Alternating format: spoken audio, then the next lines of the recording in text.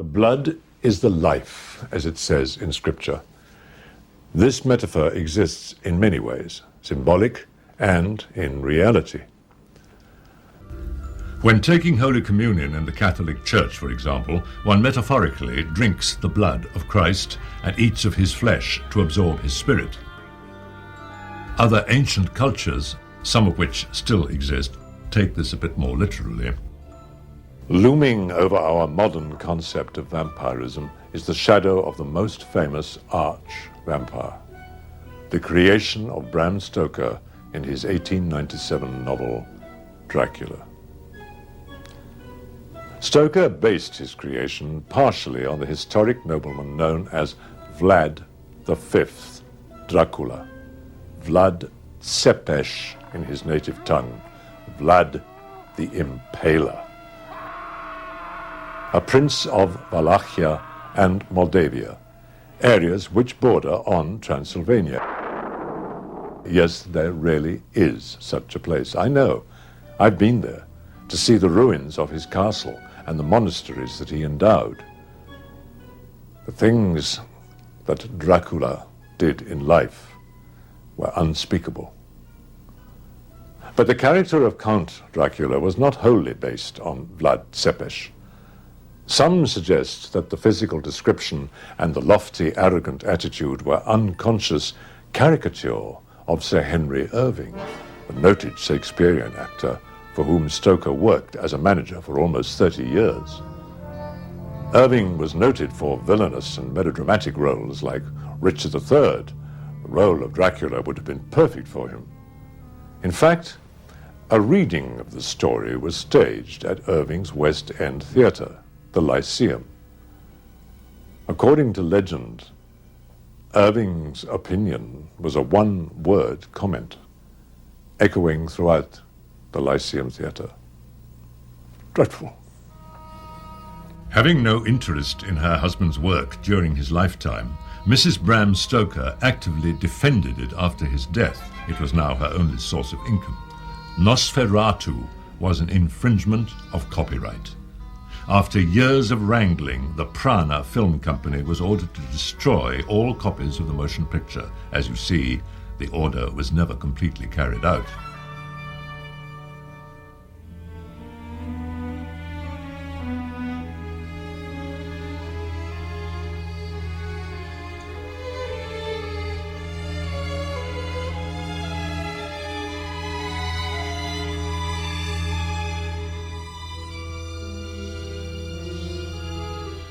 An English stage adaptation established an iconographic bit of wardrobe with a black opera cape with a high collar.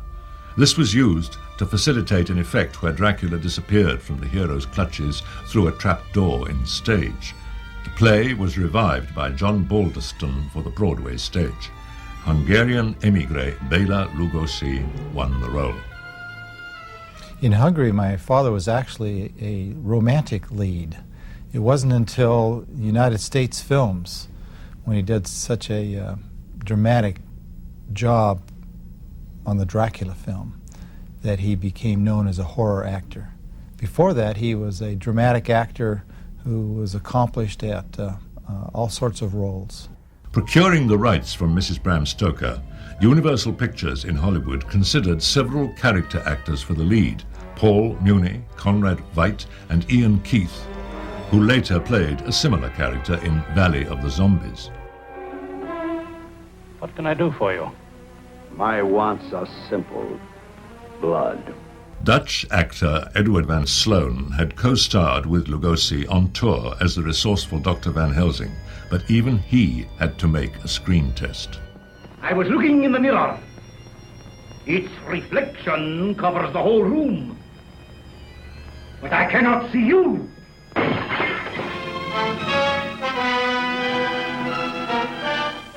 A moment ago, I stumbled upon a most amazing phenomenon.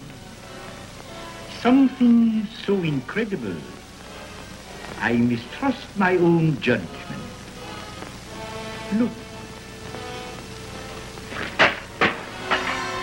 Mr. Lugosi, did you play any mystery parts in Europe?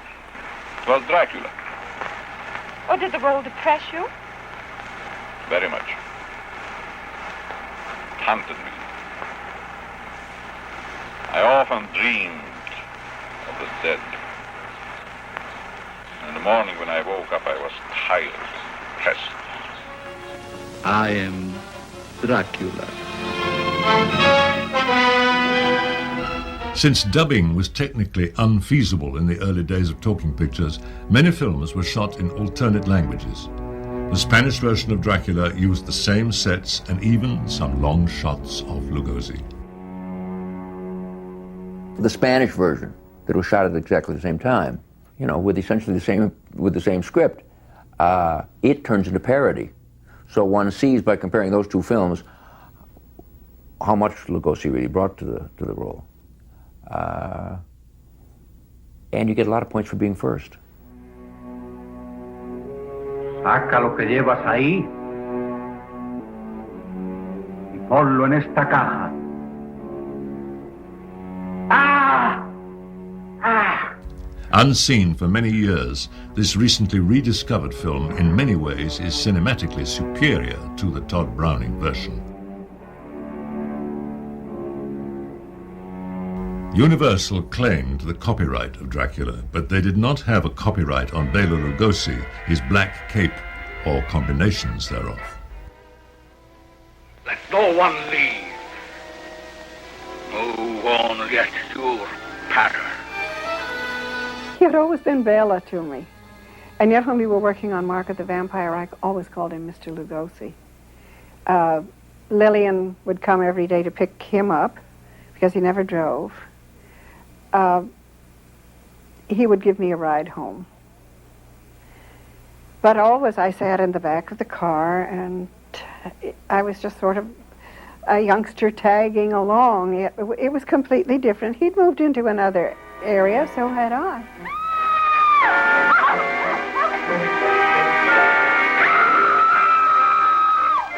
Scourge of mankind, they shall be found. The new Dracula cleverly disguised himself by spelling his name backward, Count Alucard.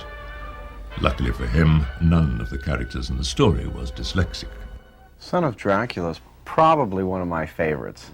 Not just because Lon Chaney was in it, because he probably admittedly wasn't a great Dracula. He looked a little too well fed.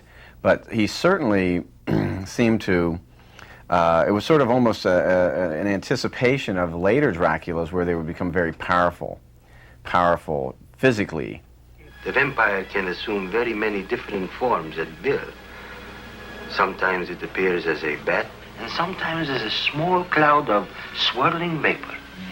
In this way, it can move unseen among its enemies.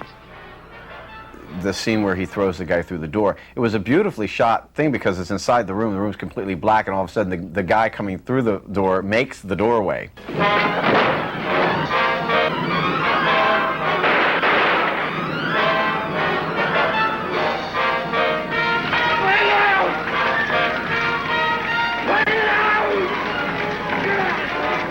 I think the scene where his coffin is on fire and it's laying right by a creek full of water.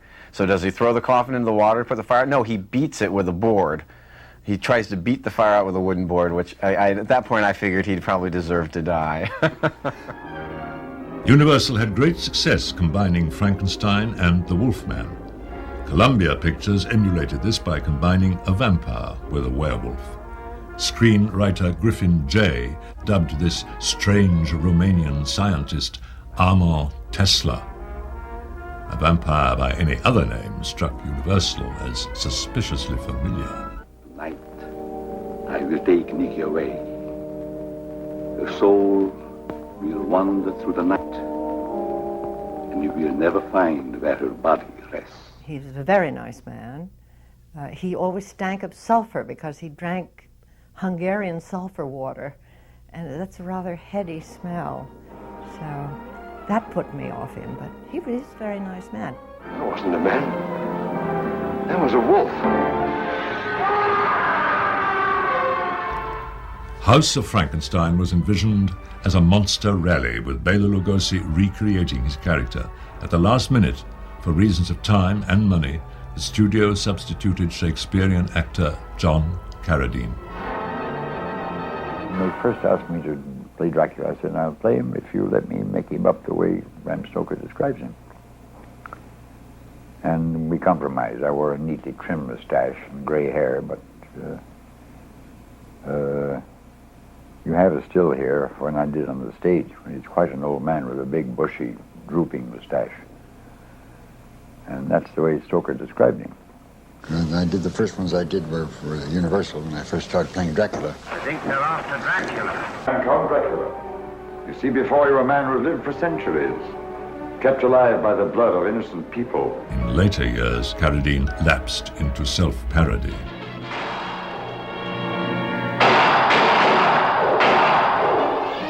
Your bullets can't hurt me.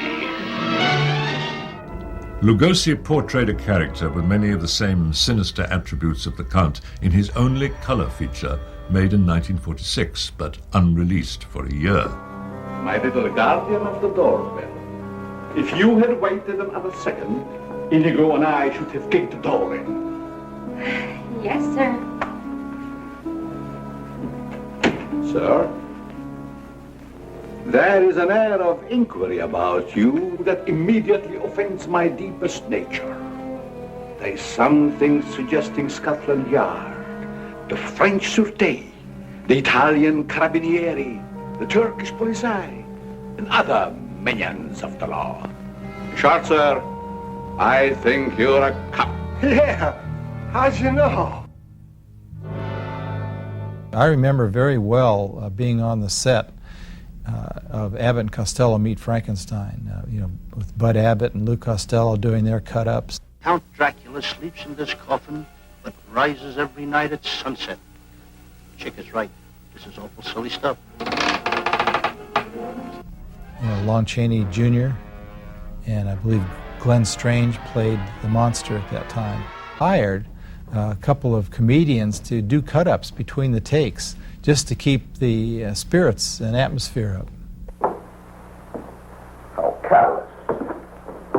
One should be careful. A person could get killed that way.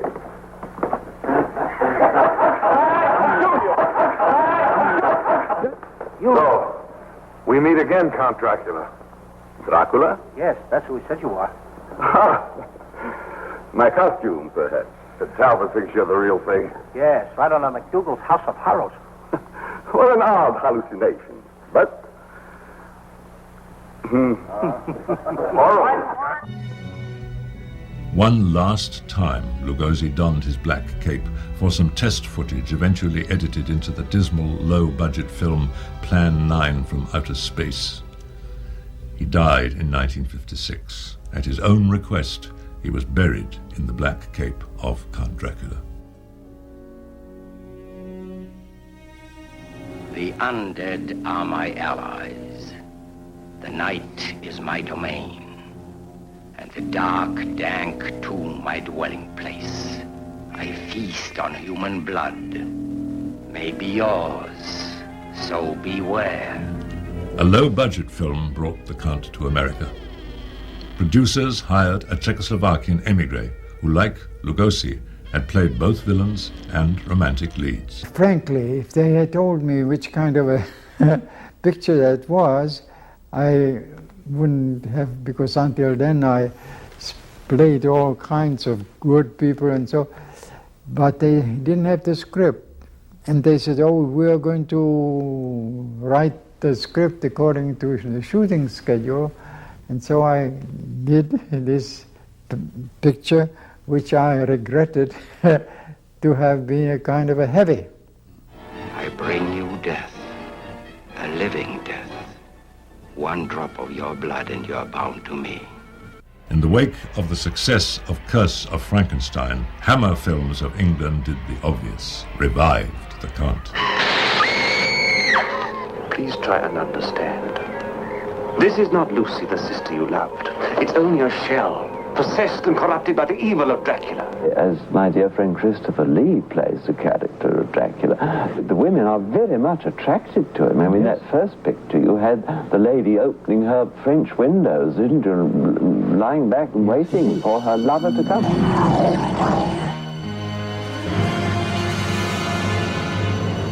I regarded this character as heroic, romantic, erotic, irresistible to women, unstoppable by men. I just wanted to humanize him a bit more. I thought the more human he became, the less magic or fantasy figure he became, the more threatening he was. We're all frightened. Everybody's frightened of little ghosts and things like that, but it's the real people that are the most threatening. I decided to play him as a malevolent hero. I decided to play him as a man of immense dignity, immense strength, immense power, immense brain, because it's all there. He's a kind of a Superman, actually. If you read the book, it's all there.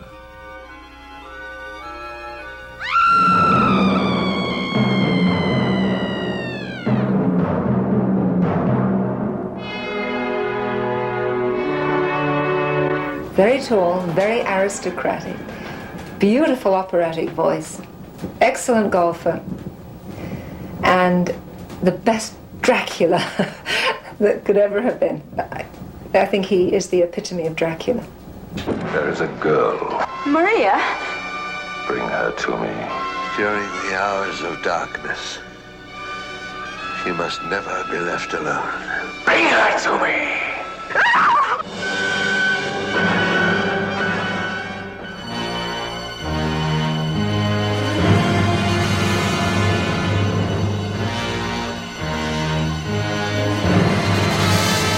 For somebody who loved making films, as I do, it was great.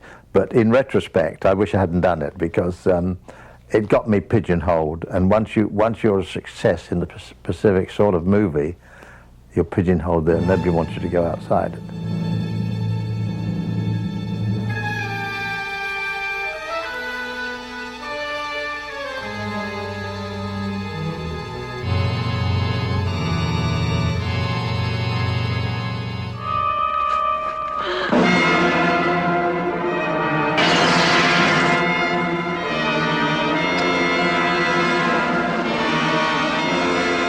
It wasn't a new ingredient. I mean, it's definitely been there. If you look at Nosferatu, and I mean, even in the strangest forms of these films, there's a strong sexual element. But in the color, again, the blood became a little more gory, the sex became a little more cleavage, and the whole thing grew up a little.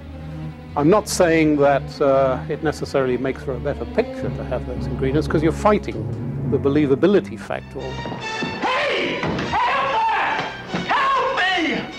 When Christopher Lee has to pick up the girl and carry her from one room to another or whatever, he said to me, well, I can carry her, but how am I going to open the door? And I said, Count Dracula doesn't open doors. The door opens for him. He goes through and the door closes behind him. They've got them all in the supermarkets now, exactly the same thing.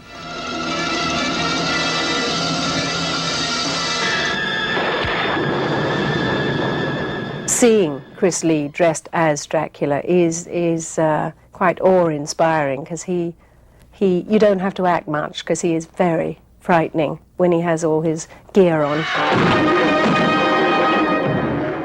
And he's very tall, so he looks wonderful. He really, really does. But that was the first time, I think, in my short career at that time, that I realized that I actually did want to act. This was really it, because I believed in what I was doing.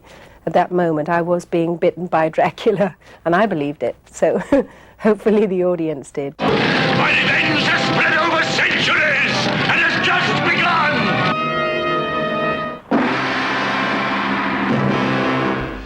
Peter Cushing brought fierce intelligence and athletic determination to the role of the Vampire Slayer.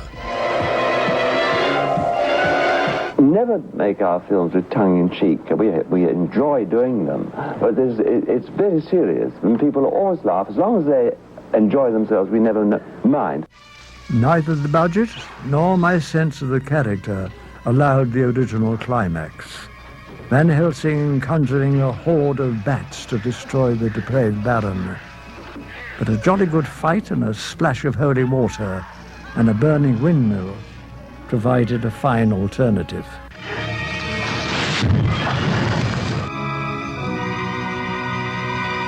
A Broadway revival of the stage version, played for camp comedy, brought Frank Langella some notoriety.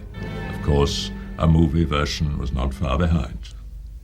And Dracula himself now has become a sort of cuddly caricature in Coppola's picture, because there are so many wonderful effects, so much visual imagery, that we really haven't got time to concentrate on the story.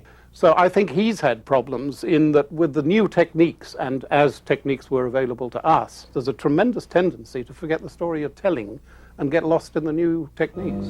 I am Dracula. Doesn't Dracula ever end for you? I don't know whether I should brag or complain about it, but Dracula is the only picture in existence in all the world, which since it is revived, since it is made in 1931, it is the only picture which is revived in every city in America every year. Well, you know, some people, Bella, would consider that a curse, and some would consider it a very good omen, because probably as a result of Dracula, I make a living. Dracula has never been out of print since it was first published in 1897. The character has appeared in more films than any other in the history of horror films. Even the Francis Ford Coppola version, with sumptuous costumes and brilliant imagery, will not be the last word. Whatever wooden stakes or silver crucifixes we thrust in his direction, he will return. The character and the story are immortal. Dracula's words to his pursuers in the Bram Stoker novel, "My revenge has just begun. I spread it over centuries, and time is on my side."